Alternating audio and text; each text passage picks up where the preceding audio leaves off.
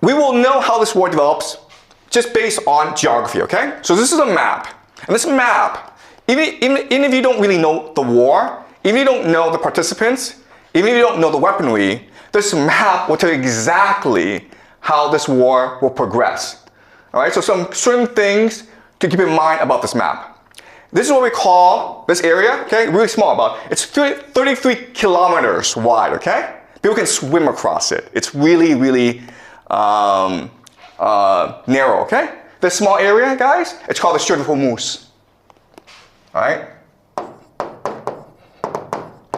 And it's important because it's really the center of the world. This one area is the nexus, the pivot of the world. Let me explain why. First of all, from the GCC, you have 20% of all the world's oil flowing through this narrow strait. Where does it go, guys? It goes to Asia, India, Pakistan, South Korea, China, Japan. India depends on 60% of its oil from this area. China depends on 40%. Japan, 75%. Prime Minister Takeichi of Japan has said that, listen, if the Strait of Hormuz closes, we will run out of oil in about 8-9 months. The entire Japanese economy would collapse in 8-9 months if the Strait of Hormuz were to close. And guess what? The Iranians have closed the Strait of Hormuz. Okay? So we can expect that the entire global economy will suffer greatly over the next few months. All right, so that's point number one. Point number two is, okay, so the GCC sends oil across the Strait of Hormuz, and what do they get back in return? Food, guys. All right, so people don't appreciate the GCC, but it is really the linchpin of the American empire. Because what is the American empire? The American empire is the petrodollar. All right? The idea of the petrodollar is this. The US dollar is worth nothing. It's only valuable if people want it. But the GCC says that if you want oil from us, you have to pay us in US dollars. Okay? Then that is the basis of the value of the US dollar. So, if the GCC collapses, the American economy and the American empire both collapse at the same time. The problem, though, is that GCC is an artificial construct of empire. It does not exist naturally. Why? Because there's no food, there's no oil, no water. Okay, guys? No food, no water. So these cities are able to grow in the millions because of all these petrodollars flowing in. If you close off the Strait of Hormuz, there's no food coming in, right? They're all going to starve. How much food does the GCC get from overseas? 80%. 80% of all the food it consumes comes from overseas, that it imports. It does not grow by itself, it imports. All right? So the Strait of Hormuz is really key. And again, the Iranians will close it in order to strangle the global economy and therefore bankrupt the American empire. All right. Second thing you will notice is these mountains. These mountains is what we call Iran. All right, this is Iran. This is GCC. Okay, this is not a fair matchup, right? Because these are mountains. And what can you do in mountains? Well, you can hide rocket bases. You can hide drone bases. You can hide missiles. And that's the entire Iranian offensive strategy. All right? From here, they can hide missiles and drones from which to attack the GCC. And what are they attacking? They're attacking three things, right? They're attacking American military bases. American military bases. That's number one. Okay? Is it possible for the Americans to defend against these attacks? The answer is no! It's not. It's the silliest thing in the world. You have all these bases in the Middle East, but you cannot defend them against the Iranians. That's kind of strange. Okay, but that's number one. Number two is oil and energy. How hard is it to blow up an oil field with a drone?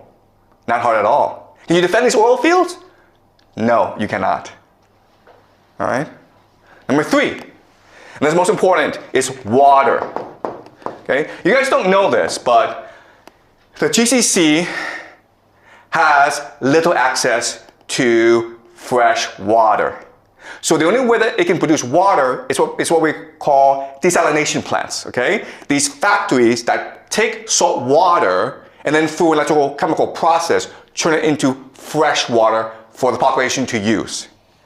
60% of the water supply in the GCC comes from desalination plants, okay? 60%. Is it hard to blow up a desalination plant using a drone? The answer is, it's very easy. You understand? Okay? So you have this absurd situation where Iran is a mountain fortress, where it can hide its offensive capacity, and the GCC, it's just this desert, this flat desert, and it is exposed to attack, and there's nothing it can do about it. Okay? So at any point in this war, the Iranians can choose to just destroy the entire GCC, and there's nothing that anyone can do about it. Okay? But Iran also has a weakness, okay? And this is fundamental. So Iran also has a water problem, okay? So for the longest time, they suffered a drought issue. Okay, just climate change.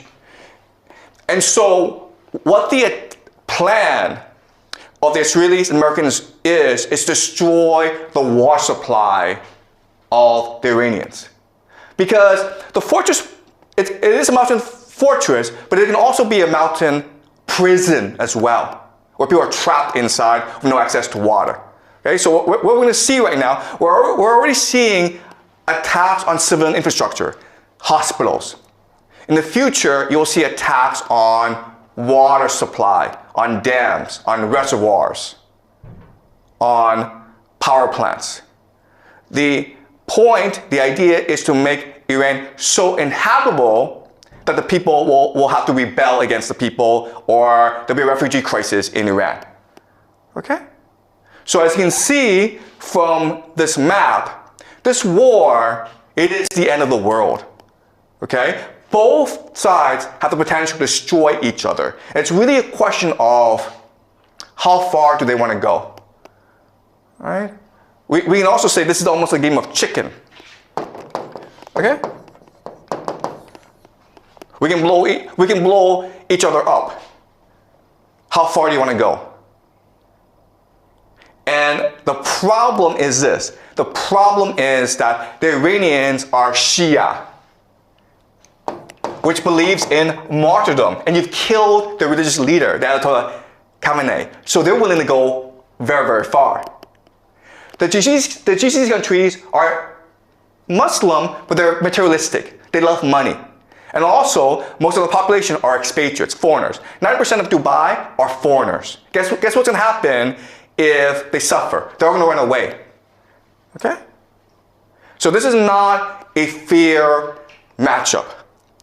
The big question that people have is, first of all, are the Americans going to use ground troops? Because the only way that you can defeat Iran is by using ground troops, okay? That's a big question we'll look at over the next few weeks. Will America send its army, 500,000, 2 million soldiers, to topple the government? Okay, that's question number 1. Question number 2, nuclear weapons. If you're losing a war, would you choose to use nuclear weapons? Okay, that's another big question that we have, okay? Another big question that we have is who gets involved? Because this situation is so dire that Europe, okay, specifically Germany, France, and Britain are talking about entering this war. And guess what? If that happens, it is possible that Russia and China will also enter this war on the side of the Iranians. This is World War III, okay? Because of the importance of the Strait of Hormuz, because of the importance of the Middle East, everyone has to get involved at some point. And we're going to use game theory to really try to understand what's happening on the ground and where this could lead us. Okay? All right. You guys understand? All right. All right. Let's continue.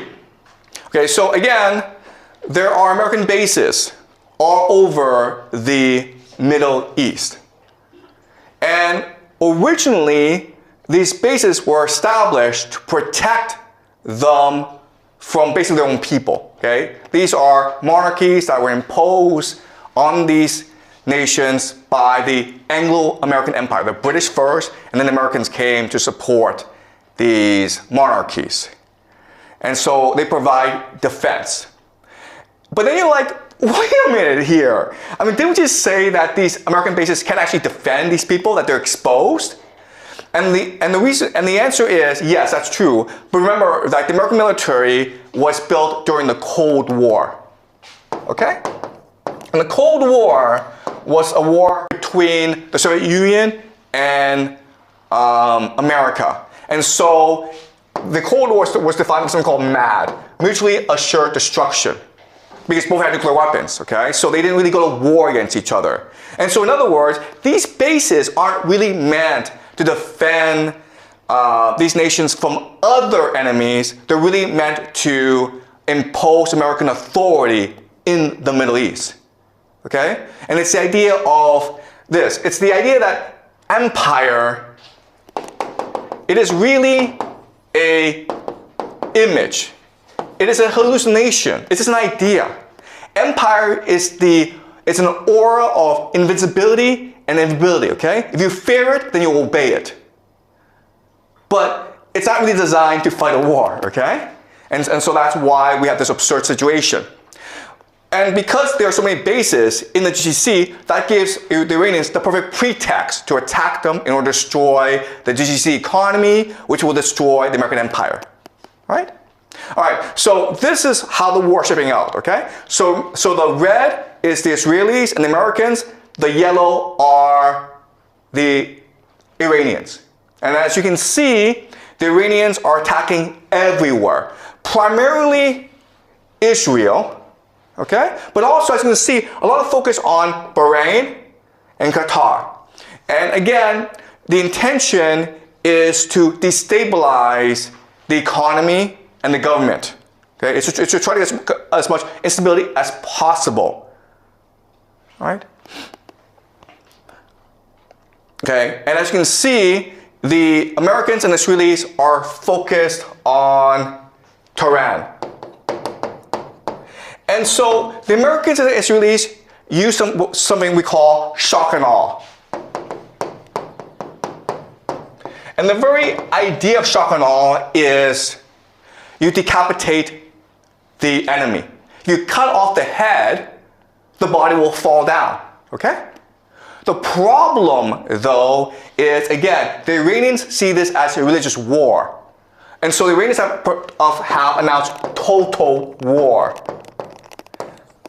Okay? And so what this means is that right now, command and control in Iran is decentralized. There's no one person telling everyone what to do. Every region has its own orders, has its own strategy. And so if you knock out Tehran, everyone else keeps on going. So if you take off the head, it doesn't change anything. Okay? But unfortunately, the Israelis and the Americans use this as a military doctrine. Military doctrine just means how you design your military for what purpose.